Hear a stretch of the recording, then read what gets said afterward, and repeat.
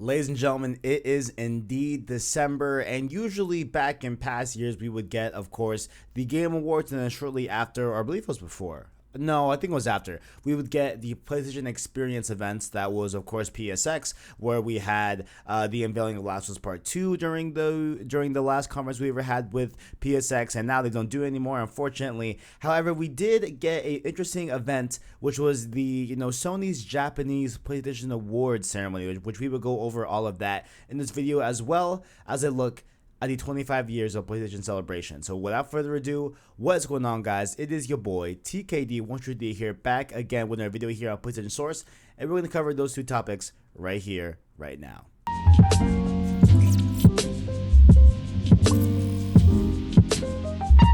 And so a lot of people were also questioning what was going to even be at this PlayStation Award event in Japan, because we've never, at least as far as I'm aware, we've never really had anything like this. We didn't know if they were going to talk PS5 or make any game announcements or whatever. A lot of people were saying RE3 was going to be there, whatever was the case. And by that, I mean RE3 Remake that got leaked. But beside the point, it was more of just a way to kind of commemorate and remember a lot of the good PlayStation stuff that's happened over this generation and in generations past as well. So we had Jim Ryan come up, now the official head of PlayStation and all that. He came up and gave a really good speech, which we will read in a little bit because that pertains to the 25th anniversary of PlayStation. But he also said that they weren't going to discuss PS5 until 2020. So there wasn't any word on PS5 at this event, but of course we will be back in 2020 and have plenty of news on that. So they gave out a bunch of awards as well for the 25th anniversary of PlayStation, and I kind of just want to read these over. You know what I'm saying? Just a quick glance. Maybe I'll talk about a few games that I think probably deserved it or whatever. But I'll have these up on the screen as well for you all to read as well. So Indies and Developer Awards went to Unravel 2, Hollow Knight, Overcooked 2, Human Fall Flat, and Hardcore Mecha. So I've not played Human Fall Flat or Hardcore Mecha. I know of the top three. I've played Hollow Knight, and that's actually something that I really want to go back to because I have it on my Switch, not on my PS4, but on my Switch. And I tried to play it on a plane ride coming back from New York, but it just didn't grab me. I don't know what it was. Just at the time, it just didn't grab me. But I kind of want to go back to it and kind of want to see if it can grab me again. So we will see over the break if I get into Hollow Knight on my Switch. But Unravel 2, I've always wanted to play the Unravel games. Those were by the Ubi Arts, I think, type of devs. I believe is what it's called. It could be not called that, but it's something like that. I know Unravel, a lot of people love that game, love that platformer, as well as of course Overcooked 2, a great couch co-op game. Obviously, Overcooked is great. Next up here, PlayStation VR Award went to Astrobot Rescue Mission, Ace Combat 7 Skies Unknown, which I forgot had a VR mode, but that's, yeah, definitely makes sense. And of course, Beat Saber. Now, if I were to have a PSVR, right, if I did have one, I would definitely get Beat Saber, right? Like Beat Saber looks so fun to play, you know what I'm saying? And I've heard good things about Astrobot as well. Haven't heard a lot about the Ace Combat 7 VR mode or experience, because I know Ace Combat is a regular game as well, but I think it also has a VR mode, I believe, so which I believe is what they're pertaining to. Kind of sad to not see Moss on here. I've heard Moss is really good, and I would definitely want to play Moss at some point, but Moss did not get some shine here on the PSVR award category. But moving on to PlayStation Network Award, which I believe this is going to be focusing on games that have a online functionality that's very heavily enforced, which we will see here on the winners of this category, them being Fortnite, Monster Hunter World Iceborne, and FIFA 19. And you know what is crazy about this, man? There is no first party PlayStation exclusive that's getting this award, because man, PS4 era, no exclusive multiplayer experiences on there, huh? Hate to see it. But Fortnite definitely deserves it, obviously. And Monster Hunter World, I know Christian loves that game. I know a lot of people love that game, and they love the Iceborne expansion as well. So shout out to them for getting that little shine as well on this category. FIFA 19. Moving on, we got the gold prize over here as well. A lot of games here on this one. So we have PES 2019, FIFA 19. Honestly, I forgot what PES is, so I'm not going to comment. Excuse me. I'm not going to comment on that. I really forgot what PES is. FIFA 19, Call of Duty Black Ops 4, Ace Combat 7 Skies Unknown, Resident Evil 2, I assume the remake they mean, Devil May Cry 5, Sekiro Shadows Die Twice, Monster Hunter World Iceborne, and FIFA 19. Sorry, no, not FIFA 19, FIFA 20. So interesting how they had both the FIFAs back to back on this list. Kind of interesting. But for games that we haven't spoken about, Devil May Cry 5 is such a fun game. Play it if you haven't. Resident Evil 2 Remake, a lot of people love it. Christian's playing it right now, or I think he got it. I haven't played it. I've thought about getting it. Maybe I will, maybe I won't. I'm not sure. Maybe. Sekiro, a lot of people love it. Again, I would never touch that game just because I don't really like Souls games that much. So shout out to this category. Black Ops 4, interesting choice, but, I'll take it. Platinum Prize went to Nier Automata, God of War, Marvel's Spider-Man, not Resident Evil Redemption 2, Red Dead Redemption 2, and Kingdom Hearts 3. Now, out of those, Nier I hear a little bit about. I know a lot of people like it. Of course, God of War, Spider-Man, Red Dead 2, of course. Kingdom Hearts 3, even though I feel like in the Kingdom Hearts realm, I believe it's kind of like a step down from the other games in certain ways. I know a lot of people still enjoyed Kingdom Hearts 3, so there we are. And then we have the PlayStation 25th Anniversary Users' Choice Award. So I think this is where fans could have voted for these games to be on this. And so there's a lot of good stuff here. So we have, of course, The Last of Us Remastered, Persona 5, Nier Automata, Dragon Quest Echoes of an Elusive Age, Monster Hunter World, God of War, and Marvel's Spider-Man. So, of course, we got the exclusive here. We got Last of Us, we got God of War, we got Spider-Man. Of course, those are critically acclaimed games that, should be on this list. Persona 5, I know a lot of people love Persona. A lot of people love Persona 5 specifically. You know what I'm saying? Dragon Quest, I know a lot of people love Dragon Quest, Monster Hunter World. Looking good. Now, this last one has a special game in here, right? PlayStation 25th Anniversary Special Award, right? Which, of course, the name fits it. Ridge Racer. Ridge Racer is such a good game, boys. I played that so much on my PSP, man. And we're going to talk about this as well. Battle Arena Toshinden, never heard of that game. Resident Evil, Final Fantasy 7, Metal Gear Solid, Dynasty Warriors 2, Yakuza, and Monster Hunter Freedom Unite. Now, I know, in PlayStation history, right? I know, of course, Resident Evil and Final Fantasy 7 and Metal Gear Solid are definitely IPs that really do have a lot of resonance behind the brand of PlayStation. So good to see that they are awarded here. But Ridge Racer, man, shout out to Ridge Racer, right? Shout out to Ridge Racer. But those were the winners of their, awards for the PlayStation Awards. And I will link as well down below the Pushcore article where I got all this from, where you can actually watch the entire, award ceremony. It's about 2 hours long, and you watch it if you like to. And that was that. Now, moving on here to the big topic of this week, of course, it is celebrating 25 years of PlayStation. Of course, on January 3rd, 1994. As of you watching this video, it'll be the day before.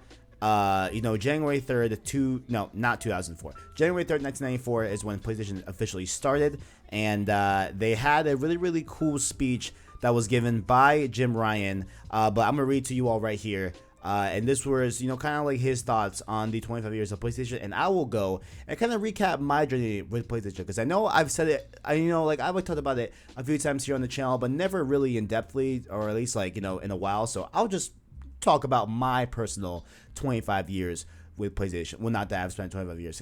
Whatever. Y'all know what I'm saying. Back to the what Jim Ryan says here, president and CEO of Sony. He said, Sony Interactive Entertainment specifically. He says here, quote, on December 3rd, 1994, 25 years ago this week, the first PlayStation made its global debut in Japan. Starting from a humble beginning as an upstart within Sony, Ken Kutaragi and team delivered on a vision to elevate video games as a form of entertainment that everyone could enjoy, and to make a platform for game developers to express their creativity. The original PlayStation sold 100,000 units in Japan on its first day, and went on to become the first ever home console to surpass 100 million units sold globally. We struck a chord with the gaming community because PlayStation offered experiences beyond what anyone could ever imagine was possible with a home console. From the very start, we opened our arms to developers and provided providing them with tools and technology to create beautiful, expansive worlds and to experiment with new ideas. That approach led to the diversity of games PlayStation is known for, a true hallmark for our brand across multiple generations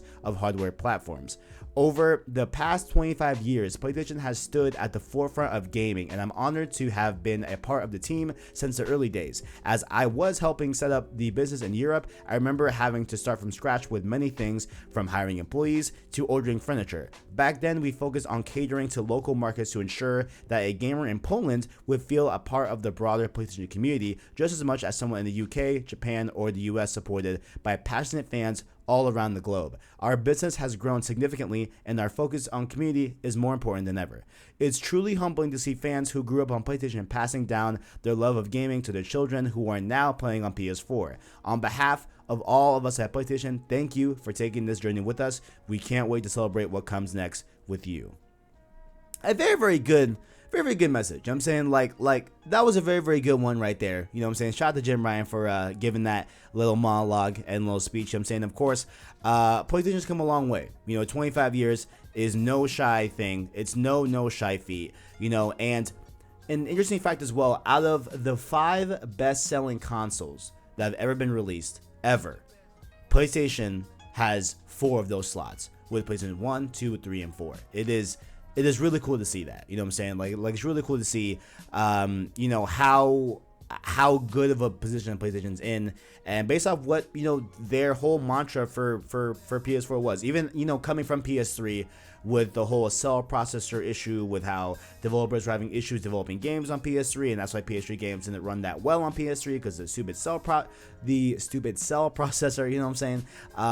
And to come from that place to where PS4 is at now, where they just double down on gamers and double down on the games and invest in the IP within the realms of PlayStation. Like, I think it's a really great thing here, and this is proven to be successful, at least for me, right? I know I had a PS1. But I don't have any memories of playing the PS1. You know what I'm saying? Like, I know my dad and me would play it sometimes, like that's what he said, but I don't remember actually owning a PS1 for myself. My PlayStation memories came from PS2 at first, right? It was PS2, and key mark games that I played on the PlayStation 2 were number 1, Need for Speed Underground 2, right? I love that game so much. I used to love Need for Speed a lot. Like, I used to be heavily into racers, like heavily into racing games. That was my main forte. I loved racing games. I love Need for Speed.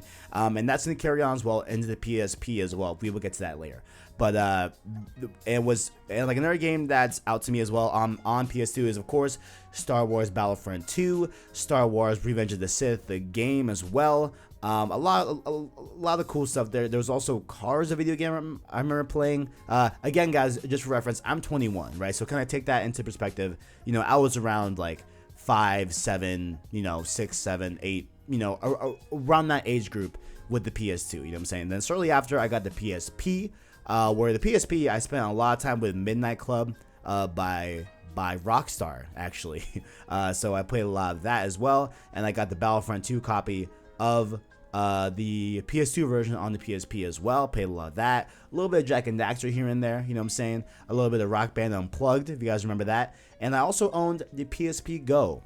I know a lot of people can't say the same, but I did buy a PSP Go. I loved it. The best place to watch movies and download movies for any like long vacation and stuff like that. The PSP was the way to go. And then going onwards as well to the PS3, where the PS3 is where, like, gaming for me was like separate from a side thing that I would do when I was bored.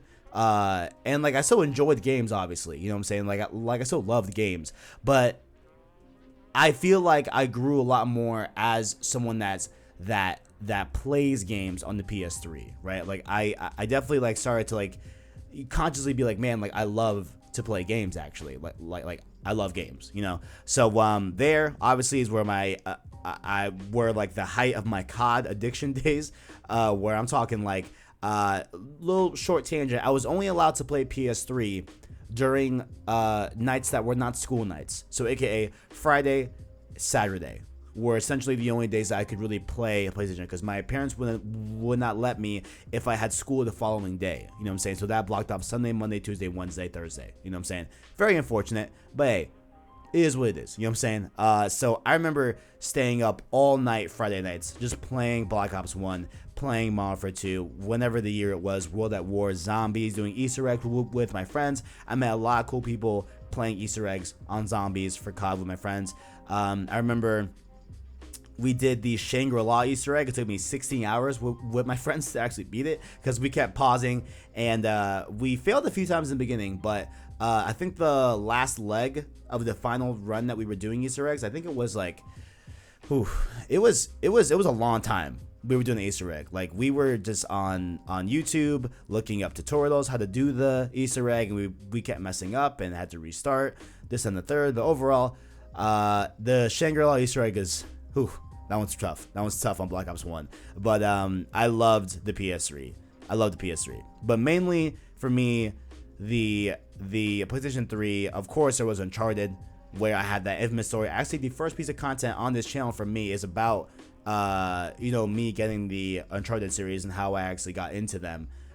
It was between Mass Effect or Uncharted, So, Uncharted became one of my favorite games of all time, as well. Infamous, oh my god, who could forget Infamous? Infamous 1 and 2 on PS3 was fire, you know what I'm saying? A lot of, PS3 is definitely where I started to grow with gaming. And then, of course, we have the PlayStation Vita, the coveted PlayStation Vita, right? Freedom Wars, you know what I'm saying?